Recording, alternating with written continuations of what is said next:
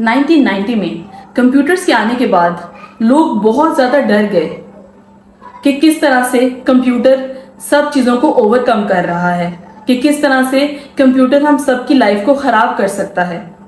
उसके कुछ सालों के बाद जब इंटरनेट आया तो लोग और भी डर गए। लोग समझने लगे कि जितने भी कंपनीज के एम्प्लॉयर्स हैं, ऑनर्स हैं, वो सिर्फ इंटरनेट पे डिपेंड करेंगे और इंसान की कदर कम हो जाएगी। इन द सेम वे आजकल के इस दौर में लोग एआई से डर रहे हैं कि एआई हमारी नौकरियां खा जाएगा, कि एआई के आने के बाद हमारी क्या कदर रहेगी। अगर हम देखें तो कुछ हद तक ये बात सही भी है, क्योंकि एआई बहुत से ह्यूमंस का काम कर रहा है। अगर हम देखें the field of content, in the field of designing, there lot of thing जो कि चेंज हो चुकी हैं। पहले लोग क्या करते थे, छोटे से काम के लिए डिजाइनर को इन्वॉल्व करते थे, छोटे से काम के राइटर को इन्वॉल्व करते थे। लेकिन आजकल के दौर में लोग क्या करते हैं कि हर चीज एआई के थ्रू करवा लेते हैं। लेकिन स्टिल हम ये नहीं कह सकते कि इंसान की कदर कम हो चुकी है, क्योंकि इन सब एआई टेक्नोलॉजीज को यूज करने के लिए भी हमें इंसान चाहिए। तो अगर इस बात को हम कहें कि एआई जो है वो इंसानों की नौकरी खा नहीं रहा, बल्कि एआई इंसानों की वर्किंग को सपोर्ट कर रहा है, तो ये बात कहना भी गलत नहीं होगी। तो आज मैं आपको एक ऐसे इंपॉर्टेंट फील्ड के बारे में बताना चाहूंगी जो कि बहुत ज़्यादा ग्रोइंग फील्ड है, जिसमें बहुत ज़्यादा अर्निंग कर सकते हैं, जिसके थ्रू आप 1 लाख नहीं, मिलियन नहीं, बल्कि मिलियंस ऑफ डॉलर्स कमा सकते हैं। ये ऐसी ग्रोइंग फील्ड है जिसकी अर्निंग कभी खत्म नहीं होने वाली, और वो फील्ड है ब्लॉगिंग की। अगर हम अपने डेली लाइफ की बात करें तो कुछ भी हमें सर्च करना पड़ता है तो हम सबसे पहले करते हैं गूगल। फॉर एग्जाम्पल, अगर मैं बात करूं कि चॉकलेट्स खाने के क्या नुकसान है, तो मैं सबसे पहले गूगल करूंगी, उसके रिजल्ट्स देखूंगी। अगर मैं बात करूं कि हाउ टू लूज वेट, तो मैं क्या करूंगी, सबसे पहले मैं गूगल करूंगी और उसके रिजल्ट्स देखूंगी।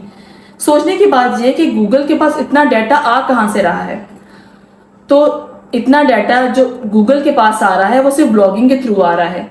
जो दुनिया में मिलियंस ऑफ ब्लॉगर्स हैं वो अपना कंटेंट दे रहे हैं, और गूगल जो है उस कंटेंट को यूज करते हुए यूजर्स की हेल्प कर रहा है। तो यही सारा फॉर्मूला है ब्लॉगिंग का। तो अगर आप चाहते हैं कि ब्लॉगिंग की फील्ड में अपने आप को ग्रो करें, तो चैट जीपीटी आपकी बहुत ज्यादा हेल्प करने वाला है। अगर थोड़ी सी इसकी मैं डिटेल में जाऊं कि ब्लॉगिंग को आप किस तरह से लेके चल सकते हैं, तो वो इस तरह से लेके चल सकते हैं कि आपको करना क्या है, आपको सिंपल से अपनी वेबसाइट बनानी है, जो भी आपकी कोई इंपॉर्टेंट नीश है। अगर आपको क्रिकेट में इंटरेस्ट है, अगर आपको ब्यूटी में इंटरेस्ट है, अगर आपको फैशन में इंटरेस्ट है, किसी भी चीज में आपको इंटरेस्ट है, तो करना क्या है आपको कि आपको अपनी जो नीशेस है वो डिफाइन करनी है और उस पर एक वेबसाइट बनानी है, और सिंपल सा आपको डेली उस पर आर्टिकल पोस्टिंग करनी है। कहाँ हमारा काम आसान होता है, काम हमारा यहाँ आसान होता है जब चैट जीपीटी के थ्रू आप टोटल वो पूरा आर्टिकल उठाएंगे और उसको थोड़ी सी वर्किंग करने के बाद उसको अपलोड कर लेंगे। वो थोड़ी सी वर्किंग क्या, मैं आपको क्विक स्टेप्स में बता देती हूँ।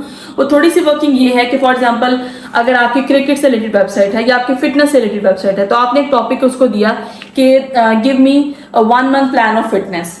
तो जो भी आपको चैट जीपीटी कंटेंट देगा वो आप पहले जाएंगे और एक और एआई का जो टूल है जिसे कंटेंट एट स्केल कहा जाता है, वहां जाके उसकी प्लेजरिज्म चेक करेंगे।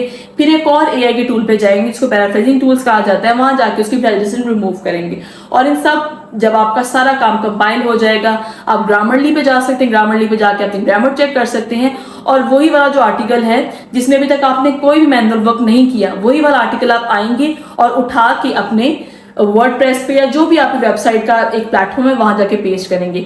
डेली पोस्टिंग करेंगे तो अल्टीमेटली वो टाइम आएगा जब आपकी जो वेबसाइट है वो रैंकिंग में आना शुरू हो जाएगी और आपको गूगल जो है वो वेटेज देना शुरू हो जाएगा।